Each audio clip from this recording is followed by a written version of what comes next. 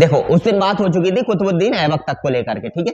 अब उसके बाद बात करेंगे तो कुछ समय के लिए व्यक्ति जो है शहंशाह बना, या कह सकते हैं सरदार बना, या सम्राट बना, या कह सकते हैं राजा बना, और उसका नाम था आराम शाह। यानी अगला जो शासक हुआ कुतुबुद्दीन ऐबक के बाद वो कौन हुआ? आराम शाह, ठीक है। कौन हुआ? आराम शाह जो है अगला शासक हुआ।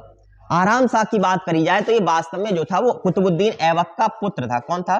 कुतुबुद्दीन ऐबक का पुत्र।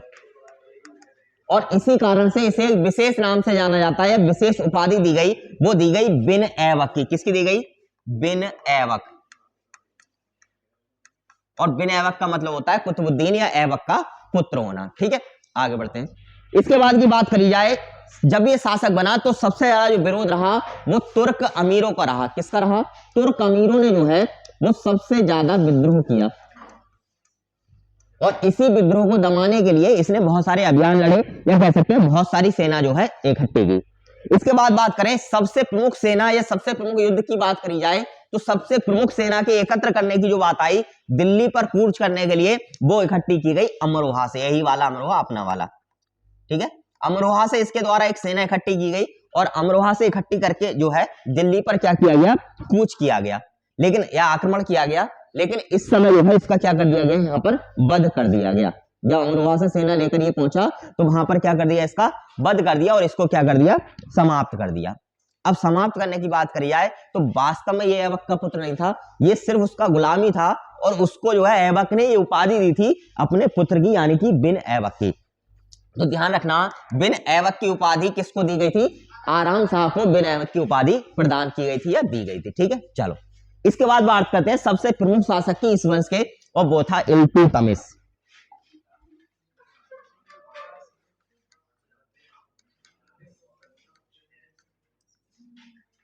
इल्तुतमिश भी लिखते हैं, इल्तुतमिश भी लिखते हैं इसके लिए, ठीक है, अलग अलग लिखा जाता है। शासन, हाँ, शासन की बात करी जाए तो इसने 1211 से लेके 1236 ईस्वी तक शासन किया। 1211 से लेके 1236 ईस्वी तक इल्तुतमिश ने दिल्ली की सल्तनत पर या दिल्ली राजगद्दी पर क्या किया? शासन किया। इसके बाद बात करें, इसी को वास्तव में दिल्ली सल्तनत का वास्तविक संस्थापक माना जाता है। क्या माना जाता है? दिल्ली का या दिल्ली सल्तनत का वास्तविक संस्थापक।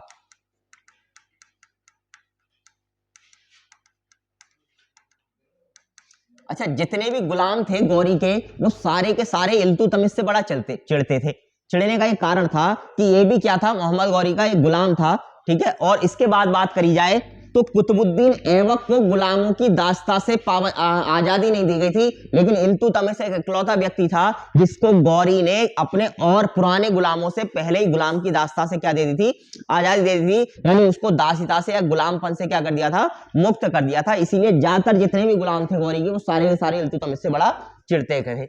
इसकी बात करिए किस जनजाति से आता था, तो ये इलवारी तुर्क था। कौन था?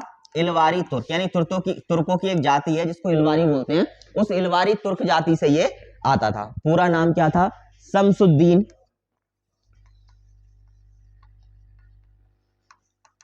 शमसुद्दीन इल्तुतमिश, ठीक है। इसका मतलब होता है राज्य का स्वामी, ठीक है। क्या होता है? राज्य का स्वामी। पूरा नाम इल्तुतमिश या शमसुद्दीन इल्तुतमिश मिलता है। मुख्य तौर पर अगर बात करी जाए तो अलग अलग जगहों पर इसके अलग अलग नाम मिलते हैं। खासतौर से कुतुब मीनार की बात करी जाए तो कुतुब मीनार के सेकंड गेट पर या दूसरे द्वार पर इसका नाम इल्तुतमिश मिलता है। सौरभ, ठीक है। जो कुतुब मीनार है उसके दूसरे गेट पर इसका नाम मिलता है इल्तुतमिश। वहीं अगर बात करें जो कुतुब मीनार है उसके द्वार पर जो है, जो शुरुआत के द्वार है, प्रथम गेट है, उस पर इल्तुतमिश अल कुतबी नाम इसका मिलता है। और वहीं अगर तीसरे की बात करी जाए, तीसरी जगह जो इसका नाम मिलता है वो मिलता है इल्तुतमिश अल सुल्तान। तो तीन नाम इसके कुतुब मीनार है उस पर देखने को मिलते हैं। इसके बाद बात करिए सबसे प्रमुख विजय इसकी बात करी जाए या राजा बनने से पहले इसकी विजय करें तो ऐबक ने एक युद्ध लड़ा था या ऐबक ने एक विजय प्राप्त करी थी, गुजरात विजय, जो वास्तव में मोहम्मद गौरी के निर्णय में या कह सकते हैं उसके संपर्क में ही जो है लड़ी गई थी ऐबक के द्वारा। ऐबक इस समय सेनापति हुआ करता था, ना कि राजा हुआ करता था। भाई छू लो, हाथ जोड़ने से काम ना चल रहा हो तो ठीक है। चलो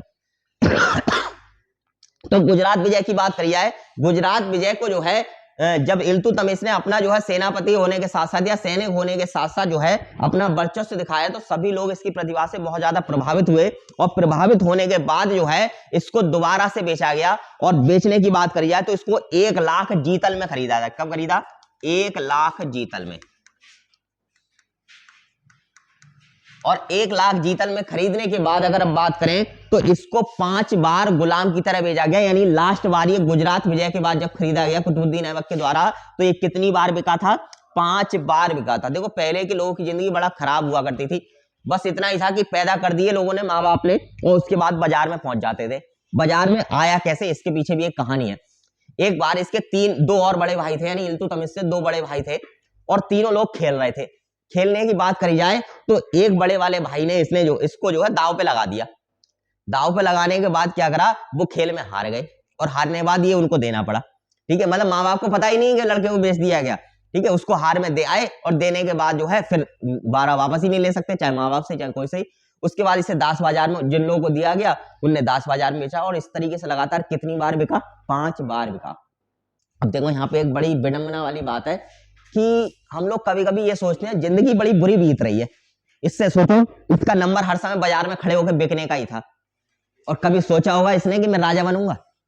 भाई जब समय गुलाम के तौर पे ये बिक रहा होगा, कभी इसके मन में भी विचार नहीं आया होगा कि ये राजा बनेगा। लेकिन किस्मत वहां का राजा ना बना करके भारत का राजा बना दिया, इसको दिल्ली का सल्तनत का राजा बना दिया। तो कभी कभी ऐसे निर्णय होते हैं किस्मत के जो हमें लगता है बड़े खराब हैं, लेकिन हो सकता है उनका रिजल्ट या परिणाम जो है बहुत अच्छा रहा हो। ठीक है, हाँ, इसका मतलब ये नहीं है कि तुम पढ़ नहीं रहे हो, नंबर नहीं आ रहा है, इसका मतलब किस्मत बहुत अच्छा सोच रही है, ऐसा भी नहीं है। ठीक है, उसने अपनी प्रतिभा का हमेशा प्रदर्शन किया और तुम बिना पढ़े प्रतिभा का प्रदर्शन नहीं कर रहे हो, नंबर नहीं आ रहे हैं, तो ये मत सोचना किस्मत तो हमें अनिल अंबानी बनाना सोच रही है, हमें व्यवसायी बनाना सोच रही है, इसलिए हम सरकारी नौकरी नहीं लग पा रहे हैं। ऐसा कुछ नहीं है। ठीक है, हाँ, मेहनत नहीं कर रहे तुम, सही बात ही है।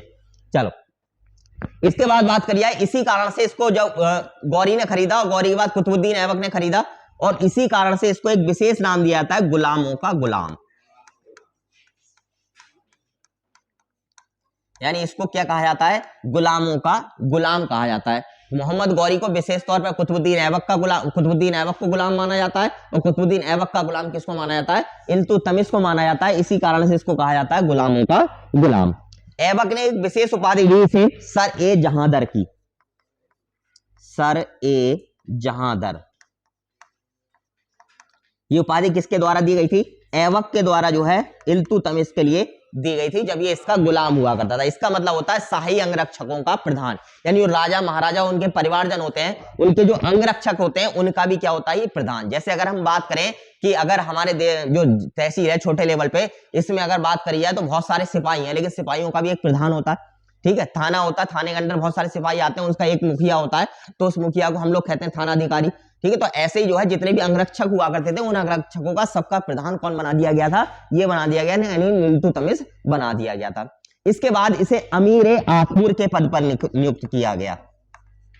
अमीर ए आखूर के पद पर जो है कुतुबुद्दीन ऐबक के द्वारा क्या किया गया? नियुक्त किया गया था। अगर इसकी बात करी जाए तो इसे सबसे पहले बुलंदशहर, और बुलंदशहर का नाम इन इतिहासकारों ने बुलंदशहर ना लिखा है बल्कि बरन नाम से प्रदर्शित किया गया है। तो इल्तुतमिश को सबसे पहली जो एकता मिली वो बरन जगह की मिली, और बरन को आज के समय में क्या माना जाता है? बुलंदशहर माना जाता है। ठीक है, तो सबसे पहले इसे इक्तादार बनाया गया बुलंदशहर का।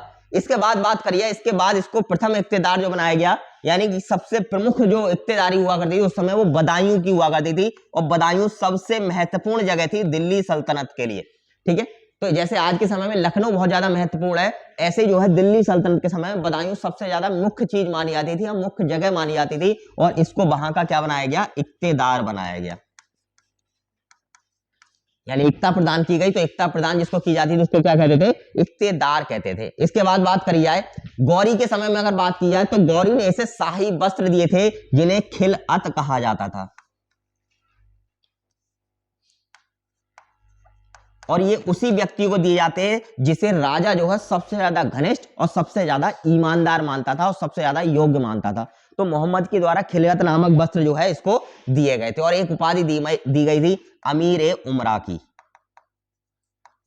अमीर ए उमरा, ये उपाधि किसके द्वारा दी गई? दोनों चीजें गौरी के द्वारा इसको जो है प्रदान की गई थी। ठीक है, इसके बाद बात करी जाए, इसके समय में जब ये राजा बना तो बहुत बड़ी समस्या आई कि इसके सहयोगी जो थे या साथ वाले जो लोग थे उनके साथ में इसकी बनती नहीं थी। भाई कोई भी व्यक्ति है, एक व्यक्ति बहुत ऊपर पहुंच जाता है, बाकी और नीचे पहुंच जाते हैं, तो हमेशा एक ही बात रहती है उनके मन में कि इसको जो कैसे भी नीचे ही पहुंचाओ। ठीक है, इसका निपटारा करो कैसे भी ना कैसे करके, क्योंकि हम भी इसी के साथ के हैं, ये भी इसी के साथ के हैं। गांव में देखा होगा अगर 3-4 लोग एक साथ रखे हैं और एक लग जाए कैसे भी, तो उसमें क्या होगा, बाकी जो सारे लोग होते हैं वो बड़ा गड़बड़ करने लगते हैं, उसके लिए हमेशा बुराई करेंगे उसकी कि नकल से लग गया होगा, टीप मार के लग गया, उसके बाप पैसे वाले थे, रिश्वत दे के लगा दिया होगा, ऐसी बातें करते हैं ज्यादातर लोग। तो मेन बात यही है, जब इसके साथ की बात करी जाए तो दो प्रमुख लोग हुए, एक कुबाचा और दूसरा यल्दौज, इन दोनों से इसका क्या हुआ, संघर्ष हुआ। और अगर बात की जाए एक युद्ध हुआ जिसको हम जानते हैं तराइन के तृतीय युद्ध के नाम से, तराइन का तृतीय युद्ध, दो का तो सबको याद होगा। ठीक है, हाँ, तो तराइन के तृतीय युद्ध की बात करी जाए, ये युद्ध हुआ इल्तुतमिश और यल्दौज के बीच में। ठीक है, तो ध्यान रखना तराइन का तृतीय युद्ध किस किस के बीच हुआ, इल्तुतमिश और यल्दौज के साथ में इसमें युद्ध हुआ। और इसमें अगर विजय की बात करी जाए तो विजय प्राप्त हुई इल्तुतमिश को। ठीक है, अगर विजय प्राप्त नहीं हुई तो राजा वो बन जाता। इसके बाद दूसरा जो युद्ध हुआ, जो प्रमुख युद्ध माना जाता है, वो माना जाता है कुबाचा के साथ में। कुबाचा भी इसका सहयोगी था उस समय, यानी कि जब ये खरीदा गया था तभी उनके साथ में ये दोनों खरीदे गए थे, ये भी कुतुबुद्दीन ऐबक के दासी थे, और इसी कारण से सबसे ज्यादा संघर्ष इन दोनों के साथ में जो है इल्तुतमिश को करना पड़ा था। कुबाचा के साथ जो युद्ध हुआ था उसको हम सब लोग जानते हैं मंसूरा के युद्ध के नाम से। किसके नाम से? मंसूरा का युद्ध। ठीक है, तो मंसूरा का युद्ध किसके साथ हुआ? कुबाचा के साथ में हुआ। और तराइन का तृतीय युद्ध किसके साथ में हुआ? यल्दौज के साथ में हुआ। इसके बाद बात करी जाए, इसके समय एक सबसे प्रमुख आक्रमण हुआ जो अधिकतर पेपरों में पूछा जाता है, वो है मंगोलों का आक्रमण। मंगोलों का आक्रमण, ये इसके समय की सबसे महत्वपूर्ण घटना है, क्योंकि उस समय अगर दुनिया में बात करें या इस क्षेत्र में बात करी जाए, ठीक है, तो सबसे महत्वपूर्ण जो युद्ध हुआ करते थे या सबसे महत्वपूर्ण जो लोग थे वो थे मंगोल। मंगोलों का ये हालात थे कि मंगोल जिससे भी लड़ाई करते थे, जिससे युद्ध करते थे, उसको नेस्तो नाबूद करते हुए निकल जाते थे, ऐसा माना जाता है उस समय के लिए। ठीक है, यानी उनसे शक्तिशाली व्यक्ति जो है कोई भी नहीं हुआ करता था। और मंगोलों का जो शासक हुआ करता था उस समय वो था चंगेज खान। इसके बारे में तो सुना ही होगा। ठीक है, हाँ, चंगेज खान इस समय मंगोलों का क्या हुआ करता, नेतृत्व करता है या राजा जो है हुआ करता था। और इसके लिए एक विशेष नाम दिया गया था, खुदा का कहर। यानी कि इसलिए ये नाम दिया गया कि जिधर से ये निकलता था उस समय नेस्तो नाबूद कर देता था, सब कुछ खत्म करता हुआ निकल जाता था, इसीलिए इसको कहा जाता था खुदा का कहर। ठीक है, इसके बाद बात करी जाए, इसकी सबसे प्रमुख अगर इल्तुतमिश की एक विजय है तो वो मानी जाती है ग्वालियर दुर्ग पर विजय। ग्वालियर दुर्ग पर विजय, क्योंकि ग्वालियर का दुर्ग उस समय सबसे ज्यादा महत्वपूर्ण माना जाता था। और यह माना जाता था जिसने ग्वालियर पर विजय कर ली उसने पूरे मध्यकालीन भारत पे क्या कर ली, विजय कर ली। यहां पर इस समय जो है प्रतिहार वंश के शासक मंगल देव का शासन होता था, और मंगल देव को इसने क्या कर दिया था, पराजित कर दिया था। और पराजित करके क्या करा, जो ग्वालियर दुर्ग था उस पर विजय हासिल कर ली थी। ठीक है, इसके बाद बात करें सबसे अंतिम अभियान की बात करते हैं, तो सबसे अंतिम जो अभियान रहा इसका वो रहा बामियान अभियान।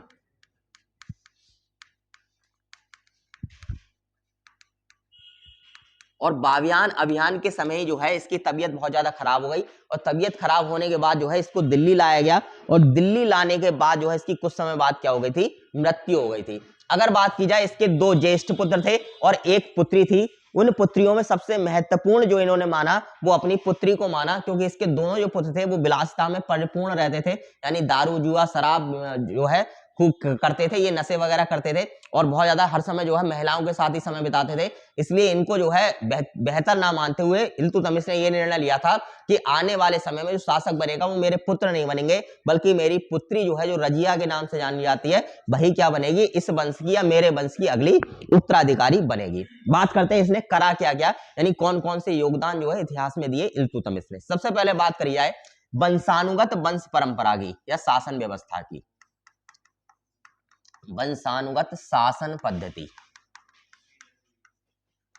यानी अब तक की बात करी जाए तो अब तक शासक कौन बन रहा था, गुलाम बन रहे थे जो गौरी के थे। गौरी से जो है कुतुबुद्दीन ऐबक आया, कुतुबुद्दीन ऐबक के बाद उसके गुलाम बने। तो लगातार ये व्यवस्था चलती चली आ रही थी, गुलामों के गुलाम क्या बन रहे थे, शासन बन रहे थे। लेकिन इसने पहली बार ऐसी व्यवस्था करी कि अपने शासन में या राजा के अधिकारी के लिए क्या कर दिया गया, पद को वंशानुगत कर दिया गया। यानी अब इल्तुतमिश का जो वंशज होगा वही क्या बनेगा, दिल्ली सल्तनत का अगला शासक बनेगा।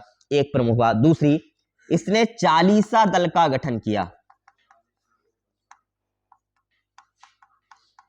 देखो, चालीसा दल के गठन का मतलब है कि इसने 40 विशेष अपने जो है दासों को इकट्ठा किया या तुर्क दासों को इकट्ठा किया जो इसके लिए बहुत ही ज्यादा ईमानदार थे और बहुत ही ज्यादा योग्य हुआ करते थे। उनका गठन करके एक विशेष टुकड़ी बनाई जो हमेशा इसके साथ रहा करती थी और इसकी सत्ता में पूर्ण रूप से भागीदारी निभाया करती थी। ठीक है, इसके बाद बात करते हैं, इसने जो है इक्ता व्यवस्था की शुरुआत करी। इक्ता व्यवस्था क्या, छोटे से बात में समझ लो।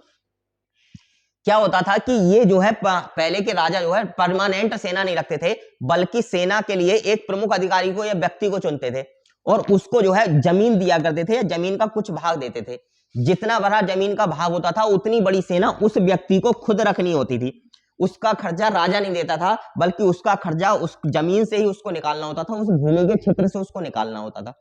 इस प्रकार से जो है इस व्यवस्था को क्या कहते थे, इक्ता व्यवस्था कहते थे। इस क्षेत्र को इक्ता कहा जाता था और इससे खर्चा निकालने से फायदा ये होता था कि राजा को सेना का खर्चा नहीं उठाना पड़ता था और जब जरूरत होती थी तो राजा इक्तेदार को व्यवस्था के लिए बात करता था या संदेश भेजता था। फोन तो थे ही नहीं उस समय में, हाँ, तो राजा जो है उसको संदेश भेजता था और हाँ, संदेश भेजने के बाद जो है वहां से संदेश पहुंचता था कि भैया राजा के साथ, राजा युद्ध के लिए तैयार हो रहा है और अपनी अपनी सेना लेकर के जो है मैदान में पहुंचो। तो सारे इक्तेदार क्या करते थे, अपनी अपनी सेनाएं जितनी उनके लिए बताई जाती थी इक्ता के हिसाब से उतनी सेनाएं लेके मैदान में पहुंच जाया करते थे। ये व्यवस्था थी इक्ता की व्यवस्था। तो इक्ता की व्यवस्था भी पूर्ण रूप से सही ढंग से इसी ने शुरुआत करी। इसके बाद बात करें, केंद्रीय सेना का गठन भी इसी के द्वारा किया गया। केंद्रीय सेना का गठन, केंद्रीय सेना गठन की बात करी जाए, एक टुकड़ी हमेशा जो है इसके शासन में रहती थी। यानी एक टुकड़ी दिल्ली सल्तनत में हमेशा पड़ी रहती थी, वो परमानेंट रखी जाती थी। वो कभी भी, जैसे सैनिक आज की सेनाएं होती हैं, आज की तो नहीं कह सकते हम लोग क्योंकि मोदी जी ने चेंज कर दिया है मसला, ठीक है, हाँ, तो जैसे अभी तक अग्निवीर से पहले तक की जो सेनाएं हमारे भारत में जिस तरीके से रहा करती थी, उसी तरीके से केंद्रीय सेना इसके पास हमेशा दिल्ली सल्तनत में तैनात रहा करती थी। इसके बाद शुद्ध अरबी में सिक्के छपवाने वाला ये दिल्ली सल्तनत का पहला सुल्तान था। यानी अरबी भाषा में लिखे हुए, शुद्ध अरबी भाषा में लिखे हुए सिक्के छपवाने वाला ही कैसा सुल्तान था, पहला सुल्तान था भारत का। इससे पहले किसी ने भी या किसी भी भारत के जिसने राजा आए, मुस्लिम राजा आए, उन्होंने किसी ने भी शुद्ध अरबी में सिक्के नहीं छपवाए थे। इसने दो विशेष प्रकार के सिक्के छपवाए, एक चांदी का जो है टंका छपवाया और एक तांबे का जीतल छपवाया। ये दो सिक्के विशेष महत्वपूर्ण जो है इसके समय के माने जाते हैं। एक सबसे प्रमुख व्यवस्था, टकसाल का नाम लिखवाने की शुरुआत। टकसाल का नाम लिखवाने की शुरुआत की गई, वो भी किसके द्वारा की गई, इल्तुतमिश के द्वारा। यानी कौन सा सिक्का जो है कौन सी टकसाल में छप रहा है उसका नाम भी सिक्के पर लिखा जाता था या अंकित होता था। कारण क्या होता था, जिससे ये पता चल सके कि वास्तव में टकसाल वाले कोई मिलावट तो नहीं कर रहे हैं। अगर कोई सिक्का पकड़ा जाता है मिलावट का तो उससे ये पता चलता है कौन सी टकसाल से हुआ, वहां का निरीक्षण होता था और निरीक्षण होने के बाद अगर वो जिम्मेदार पाए जाते थे व्यक्ति तो उस पर जुर्माना लगता था। इस तरीके से जो है सिक्कों में धांधलेबाजी या कह सकते हैं मिलावट का काम कम हुआ जिस टकसाल का नाम लिखने से। तो टकसाल का नाम लिखवाने की प्रथा भी किसने शुरू कराई, इल्तुतमिश के द्वारा शुरू कराई गई थी। साथ ही साथ अगर हम बात करें तो इसने सिक्कों पर खलीफा का नाम छपवाया और खलीफा का नाम छपवाने वाला ये भारत का पहला सुल्तान हुआ। खलीफा की बात करी जाए तो ये मुस्लिम धर्म का धर्म गुरु के रूप में माने जाते थे खलीफा, और उन्हीं की परमिशन से कोई भी व्यक्ति इस पूरे संसार में मुस्लिम व्यक्ति राजा बन सकता था, वरना उनके परमिशन के बिना कोई राजा नहीं बन सकता था। ठीक है, चलो आगे की बात करें।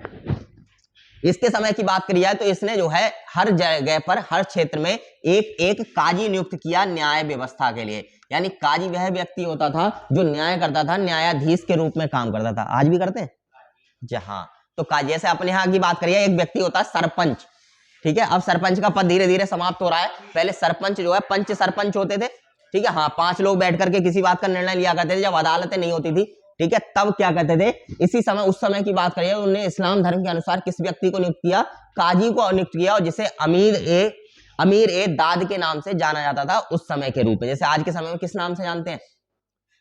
न्यायाधीश के रूप में जानते हैं हम किसी भी जज को। तो काजी होते थे, काजी नियुक्त किए जाते, जिन्हें क्या कहा जाता था? अमीर दाद कहा जाता था। एक विशेष बात, अगर किसी को न्याय मांगना है, मान लो जो भी पीड़ित व्यक्ति है अगर उसको न्याय मांगना है, तो जब न्याय मांगने के लिए काजी के पास जाते थे, वहां पर लाल रंग का वस्त्र पहन होता था और उसी वस्त्र को पहनना होता था न्याय मांगने वाले व्यक्ति के लिए कि भैया हमें समस्या हो गई है। जैसे अगर आज की बात करी जाए, हम लोग 100 नंबर पर डायल करते हैं, कोई समस्या हो जाती है, 100 नंबर डायल करते हैं, 108 नहीं 100, 112, हाँ नहीं 100 भी डायल करोगे तो भी वहीं लगेगा, कोई दिक्कत वाली बात नहीं है।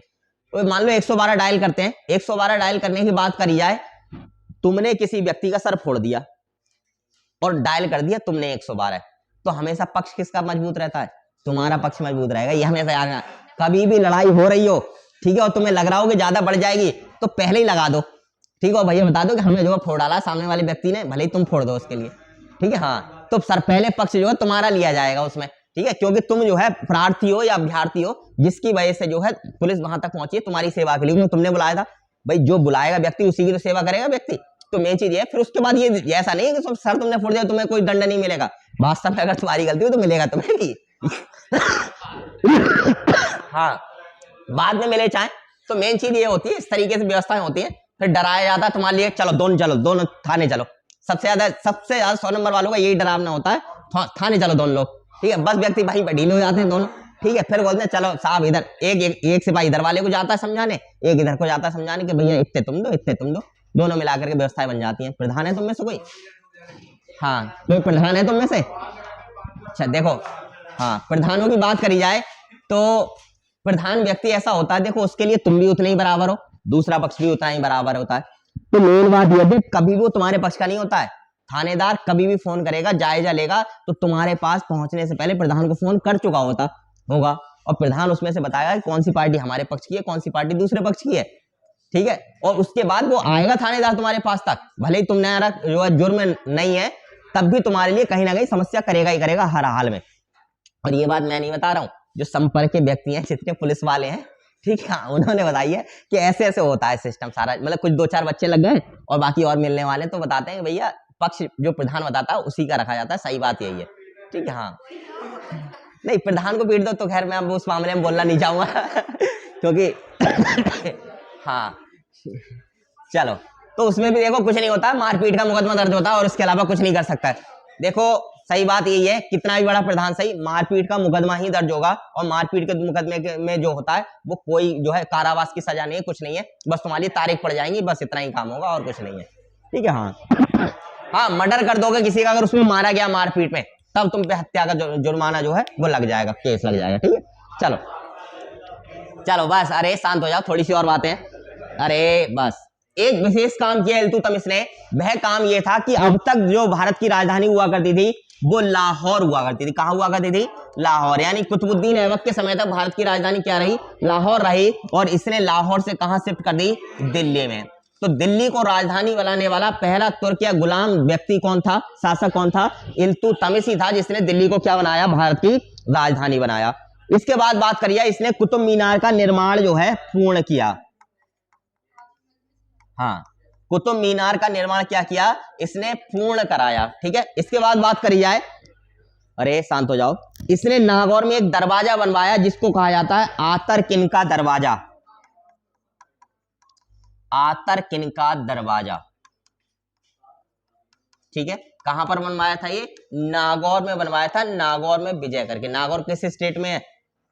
नागौर किस प्रदेश में है? अरे किसमें?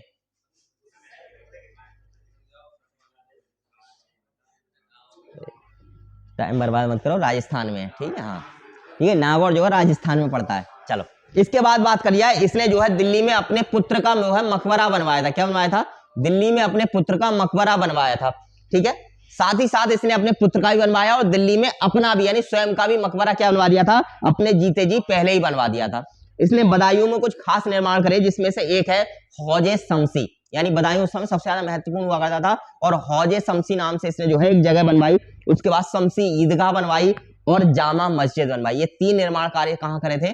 बदायूं में इसने किए थे, ठीक। अरे इमारत बन जाओ, दफनाबाद में दे जाओगे, ठीक है, हाँ भाई भाई इमाम मकबरा का मतलब यह है कि हम लोग एक काम करते हैं, आज के समय में दुखने में समाधि बनती है। कुछ लोग ऐसा होते हैं कि ज्यादातर लोग शमशान में जलाए जाते हैं। कुछ लोग ऐसे होते हैं कि ज्यादा प्रेम करते हैं अपने पूर्वजों से, और खासतौर से वो वाले जो जूते मार रहे होते हैं जिंदा पे उनके, ठीक है, हाँ, वो अपने खेतों में ले जाकर बनाते हैं या अपने घर में कहीं दफना देते हैं। पहले घर में भी दफना देते थे, ठीक है। तो अब जो समाधि बनती है तो ऐसे ही मकबरा बोलते हैं उसके लिए, ठीक है। तो ये मकबरा, ताजमहल क्या है, मकबरा ही तो है एक।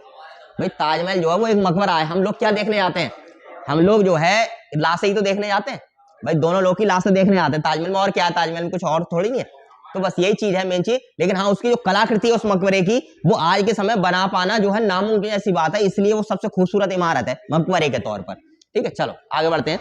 इसके बाद बात करी जाए, इसने सबसे पहले एक काम और कराया कि दिल्ली में सबसे पहला मदरसा, अरे बात नहीं पीछे, दिल्ली में सर्वप्रथम मकबरा, मकबरा नहीं मदरसा, मदरसे का निर्माण भी किसके द्वारा कराया गया, इल्तुतमिश के द्वारा कराया गया। ये इसका सबसे महत्वपूर्ण कार्य था जो इल्तुतमिश ने अपने जीते जी या जिंदा रहने पर, शासक रहने पर किया था। इतनी से बातें थी इल्तुतमिश के बारे में। अब लिख लो, फिर उसके बाद आगे बढ़ जाएंगे। क्या चीज, गोल गुम्बद दिल्ली में कराया था वो,